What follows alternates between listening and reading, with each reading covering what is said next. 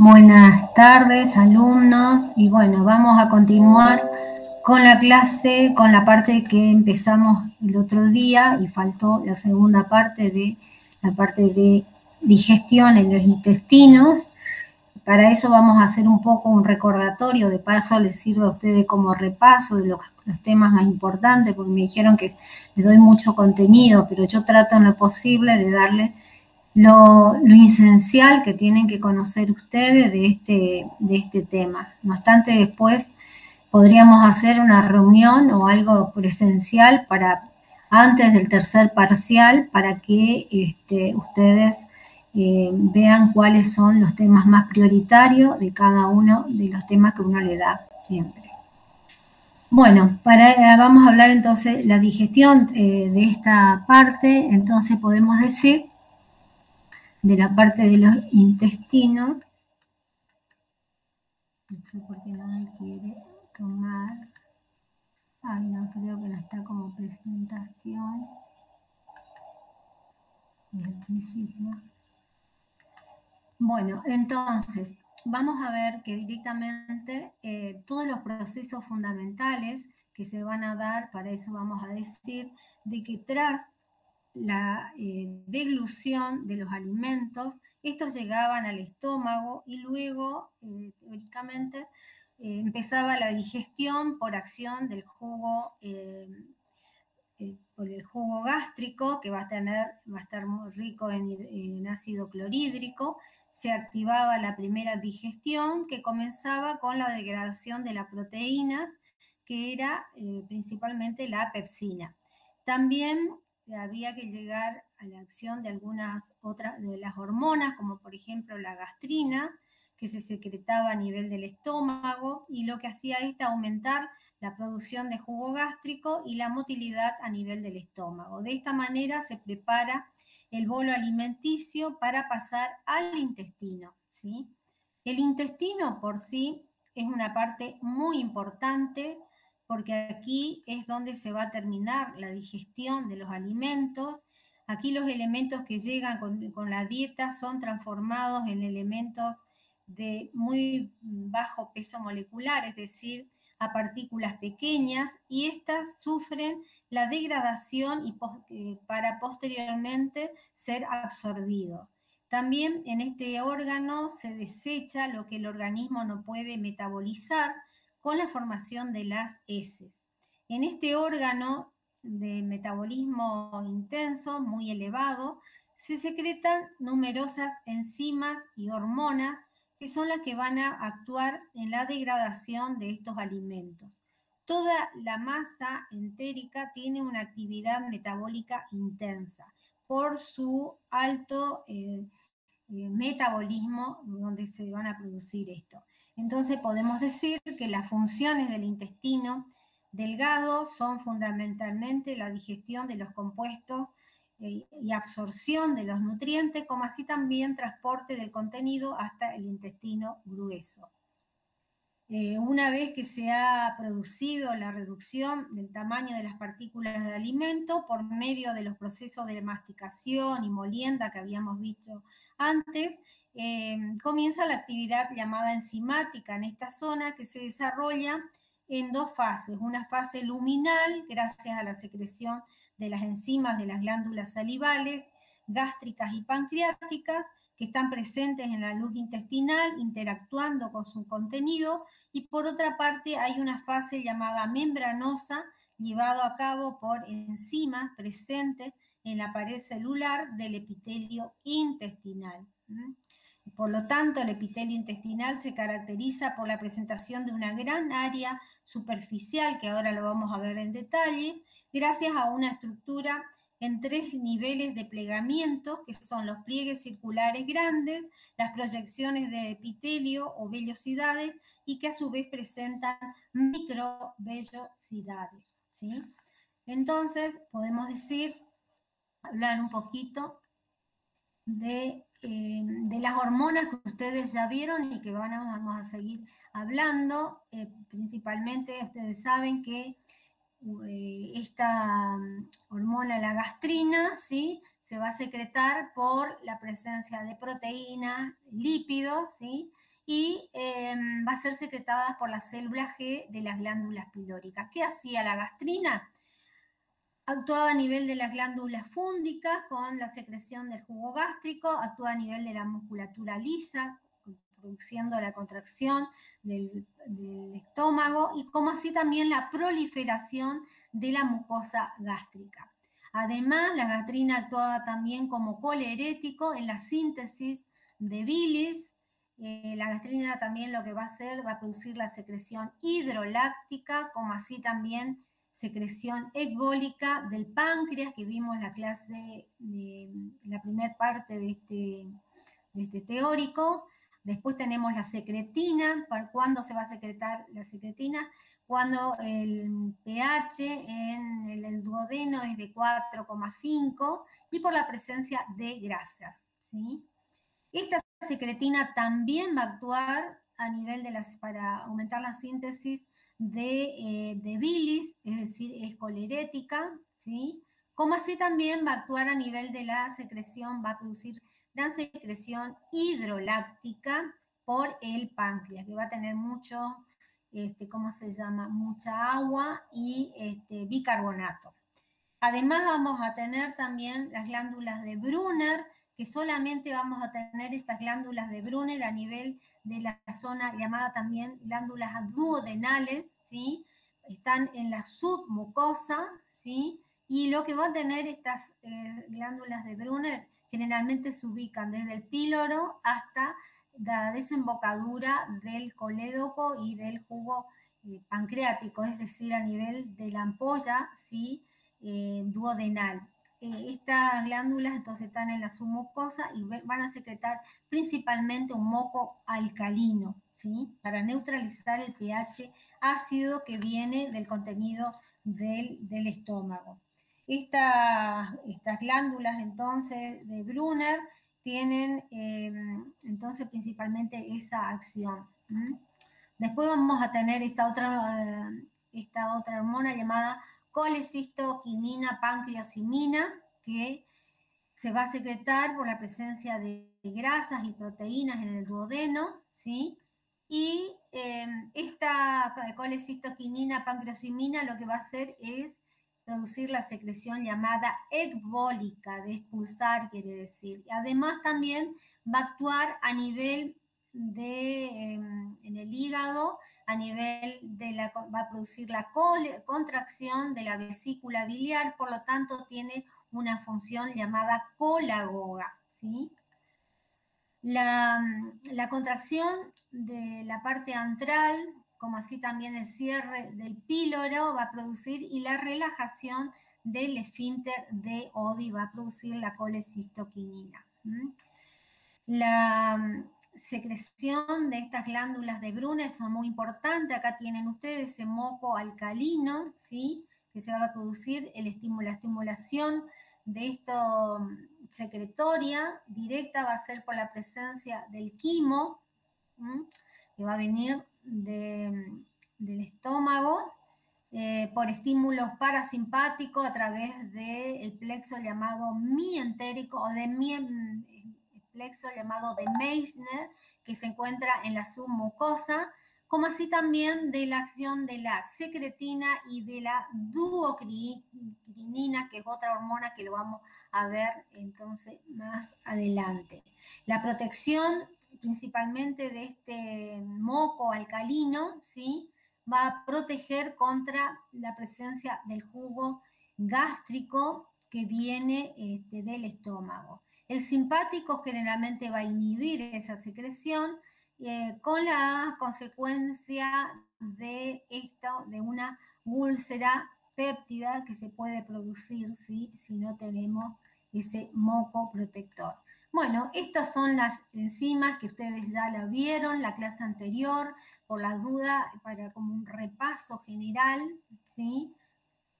¿Qué es lo que teníamos? ¿Qué es lo que había a nivel de las glándulas fúngicas? Van a ver estas que van a secretar, o parietales oxíntecas, van a secretar el ácido clorhídrico, el factor intrínseco de Castres, bueno, y las células G que van a tener acá en la parte inferior, ¿sí? Además, vamos a tener esa pepsina que se va a activar por la presencia del ácido clorhídrico, ¿sí? Va a dar lugar a albumosas y peptonas, ¿sí? Y también podemos encontrar renina que van a tener los mamíferos lactantes, pero generalmente esta actúa en un pH más no tan ácido, a pH 4, y se va a activar también por la presencia de ácido clorhídrico. Esto es un recordatorio, también va a haber una lipasa gástrica que se crea en los cerdos, que va a actuar a nivel de los triglicéridos, ¿sí? Dando monoglicéridos y 2 ácidos grasos. Es decir, que el vaciamiento del estómago gástrico va a tener factores tanto gástricos, ¿sí? Uno es aumenta en el peristaltismo e inhibe el esfínter pilórico, como cuando se produce la depresión del estómago y por la presencia también de gastrina y motilina. Como así también van a actuar factores duodenales, que son señales de retroalimentación que atrasan el vaciamiento gástrico y aumentan el tono del esfínter pilórico, ¿sí? Como hacer el reflejo enterogástrico, lo que va a hacer es inhibir, ¿sí? Que se siga secretando y produciendo contracciones en el estómago.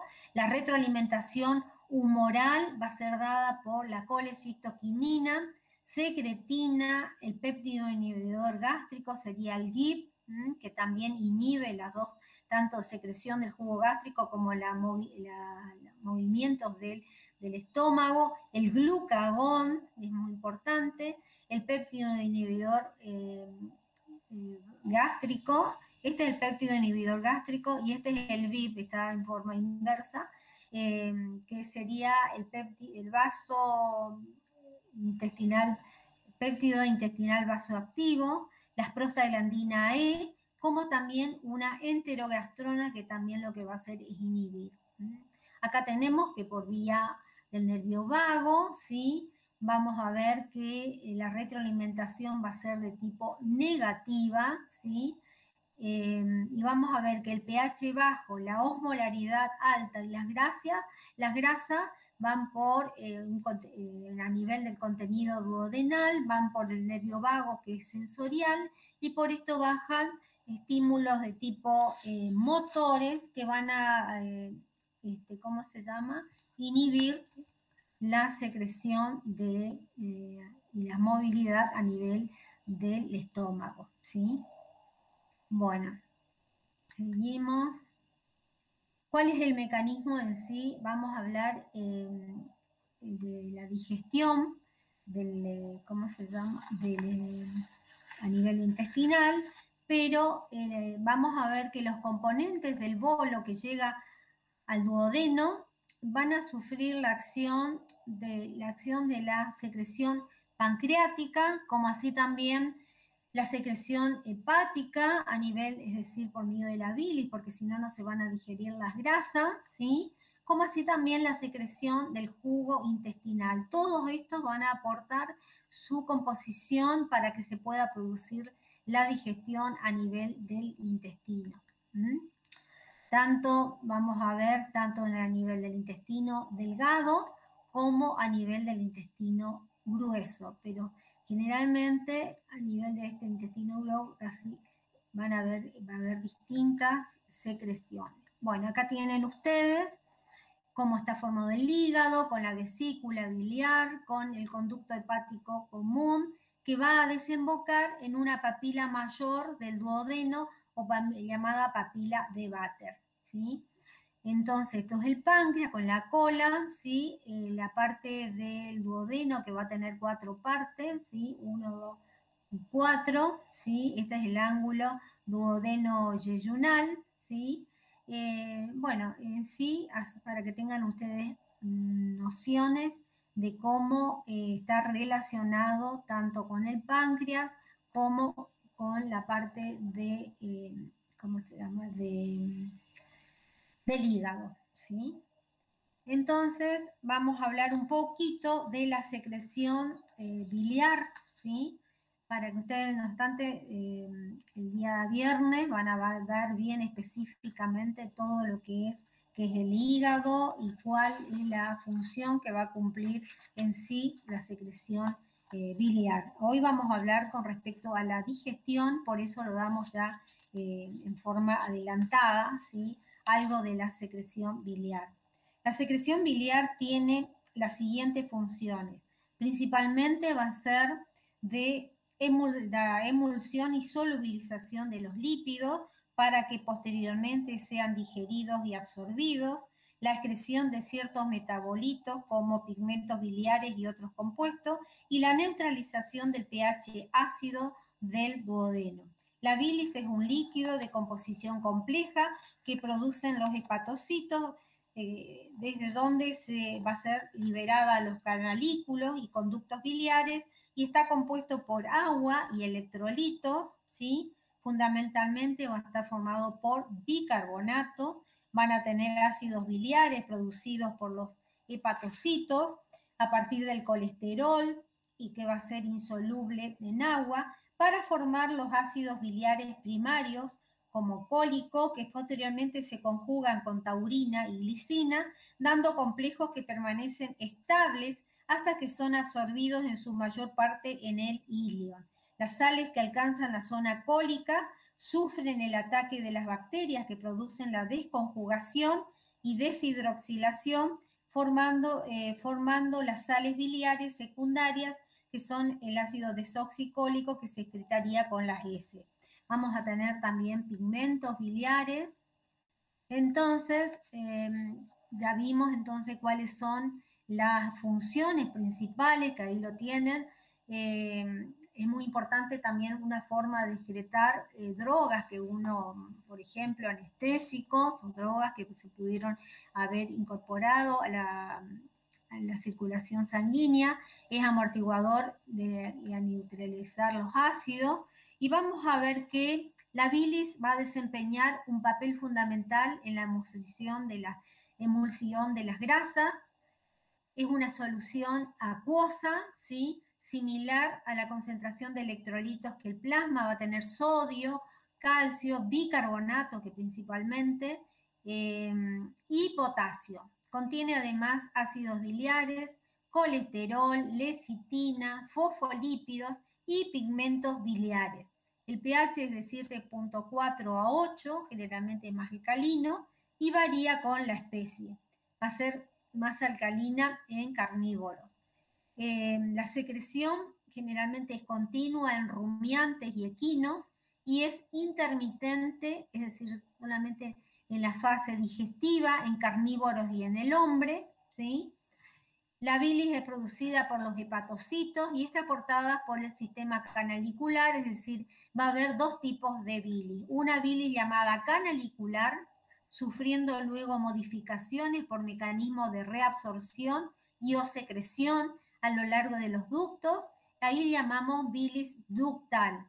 En ese caso va a actuar la secretina, que hace que tenga gran cantidad de bicarbonato esta secreción ductal. Además se va a resolver mucho el agua, ¿sí?, que hay.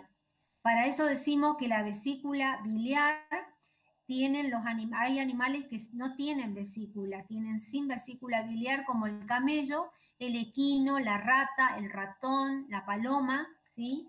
Y estos animales vierten la bilis directamente en la luz intestinal. Luego vamos a tener los animales con vesícula biliar, como por ejemplo el bovino, ovino, el canino, felino y el hombre, ¿sí? Estos animales y el hombre tienen un esfínter de Oddi que restringe la entrada de bilis al duodeno, y estas vesículas son llamadas concentradoras porque resorben agua y concentran los otros elementos, generalmente ácidos biliares, ¿sí? Y hasta pueden formar, el hecho de concentrar, pueden formar cálculos a nivel de la vesícula biliar. Esos son los cálculos que son re caros, que vienen de otros países, por ejemplo, a comprar acá. Para la fabricación de cremas se utilizan mucho los ácidos biliares. ¿A qué llamamos coleréticos? Son las sustancias o hormonas que estimulan la producción de bilis. Por ejemplo, también otro que estimulan la producción de bilis va a ser los ácidos biliares que se pueden resolver. Acá tenemos la formación de esos ácidos biliares. Estructuralmente van a derivar del colesterol, ¿sí? Y acá tenemos, por ejemplo, cómo es la estructura del ácido fólico, que es uno de los primeros, llamamos también primarios. Después vamos a ver más en detalle cuando vemos hígado, aquí llamamos los ácidos biliares secundarios. El efecto de los ácidos biliares, la función va a ser de emulsión de los lípidos y la formación de micelas mixtas con productos de la digestión de los lípidos. Esto permite de esta manera la acción enzimática, es decir, principalmente por la acción de la lipasa. Acá vamos a ver para que vean ustedes cómo es una micela, ¿sí? Es una partícula esférica de superficie hidrofílica, es decir, los lípidos no se pueden disolver, ¿sí? O digerir en el agua. Por eso necesitan la acción de estas, las sales biliares, los ácidos biliares, entonces para que sea soluble. Entonces va a tener una parte hidrofílica, esta micela, compuesta por los ácidos grasos originalmente insolubles, ¿sí? Entonces vamos a tener, esta es una micela jabonosa, formada por álcalis biliares, ¿sí? Y va a tener una parte, ¿sí? Va a tener una cadena no polar que es hidrofóbica. ¿Qué quiere decir hidrofóbica? Generalmente repelen, ¿sí? El agua. Va a tener una cabeza polar que va a ser hidrofílica, que se va a ubicar externamente en esa micela, ¿sí? Cargada negativamente. Es decir, que esta va a ser insoluble y esta va a ser soluble en agua. Luego, y esta es la distribución de cómo se van a ubicar, ¿sí? Generalmente tienen un diámetro de 50 angstrom, ¿sí? Y van a estar unidas por una unión de fuerzas que van der Waals, que tienen su carga positiva, que es esta parte, en la parte interior, donde va a ser insoluble, ¿sí? Y esta es la parte llamada soluble en agua o cabeza polar, que es hidrofílica, ¿sí? Ahí van a ver, se repelen. La superficie polar posibilita el transporte de esos ácidos grasos que van a estar acá internamente, insolubles en el medio acuoso intestinal. Hacen las veces como de detergente, ¿sí? Una micela, esta es una micela jabonosa, pero hay micelas llamadas fosfolipídica, también en la bilis, donde acá van a tener ustedes cómo va a estar compuesta, va a tener un extremo no polar, los restos de ácidos grasos, el glicerol, y acá tenemos el fosfato más una base, y este sería el grupo polar, y esta sería la distribución, como sería una micela fosfolipídica, ¿sí? También que podemos encontrar. Generalmente estas micelas que van a servir para digerir las grasas que llegan al intestino, vemos que se van a, en las criptas del Lieberkühn, que ahora vamos a ver cuáles son, se van a desamblar, ¿sí? Y ceden sus componentes que ahí se van a absorber a nivel del enterocito, ¿sí?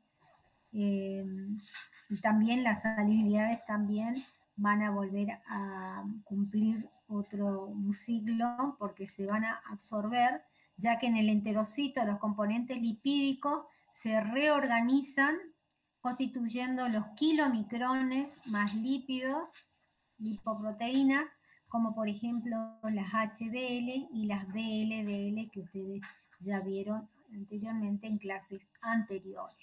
Aquí ven ustedes un hepatocito, los conductos y túbulos biliares, ¿sí? vamos a ver que los ácidos biliares van a pasar por transporte activo, los iones inorgánicos como agua, potasio, sodio que recién vimos se van a aportar por filtración osmótica, y el bicarbonato de sodio y otros por transporte activo van a ir entonces al nivel de los canalículos. El agua y los iones inorgánicos se van a resorber, ¿sí? Y también va a haber una secreción de agua, iones inorgánicos, principalmente de bicarbonato, ¿sí? Todo esto por la acción de la secretina, y esto se va a producir principalmente a nivel de los conductos y túbulos biliares. Esta es la recirculación para recuperar esos ácidos biliares y otras moléculas que circulan en un ciclo llamado enterohepático, se reabsorben por la vena porta, van al hígado, luego se van a concentrar, ¿sí?, en la vesícula biliar, y luego por medio de la bilis, por el conducto biliar, van de nuevo al intestino. A veces ese ciclo se puede producir hasta 24 veces según el tipo de alimento en el día. El ciclo de recuperación de esos ácidos biliares. Bueno, para hablar un poco de la secreción biliar, ¿sí?, intestinal, tenemos que hablar un poquito cómo está formada o cómo se extiende. Aquí llamamos entonces intestino delgado. Se entiende desde que se extiende en el intestino delgado desde el píloro o válvula pilórica hasta la válvula llamada iliocecal. Tiene una extensión aproximada de 5 a 5 metros y medio, que está dividido en 3 porciones. Una porción, la primera parte, que va a estar formada por el duodeno, luego le sigue el yeyuno y luego viene el ilio. En la parte que tiene, bueno, es un tubo digestivo, generalmente decimos que tiene alrededor de este intestino de 3 a 4 metros de largo. Esto estamos hablando a nivel del humano, ¿no?, del hombre. Es muy importante tener presente de que el 70% de los procesos digestivos, secretivos y absortivos se llevan a cabo en el duodeno y en el yeyuno. Quiere decir que en las partes restantes completamos el proceso digestivo en menor proporción. El duodeno, a su vez, consta de 4 porciones: primero, segundo, tercero y cuarto, ¿sí? Entonces vamos a ver que primero, al servicio estos son los que va a haber: el servicio de la digestión, absorción y secreción, el contacto inmunitario, y es también un órgano endocrino. Vamos a dejar para hablar un poquito más de estas características y de paso ustedes van viendo. En el duodeno hay menos pliegues y el epitelio es cilíndrico, ciliado, y la presencia de cilios y microvellosidades generalmente se presentan, que es para aumentar fundamentalmente la superficie de absorción del tracto digestivo, que se hace más evidente a nivel del yeyuno y del ilio. Primero vamos a decir que la mucosa del intestino delgado está cubierto por vellosidades. En toda su longitud existen de 20 a 40 de estas vellosidades por milímetros cuadrados de mucosa, y cada vellosidad intestinal es una proyección en forma de dedo de 0,5 a 1 milímetro de longitud, cubierta por una sola capa de epitelio cilíndrico que contiene una red de capilares y vasos linfáticos llamados quiríferos.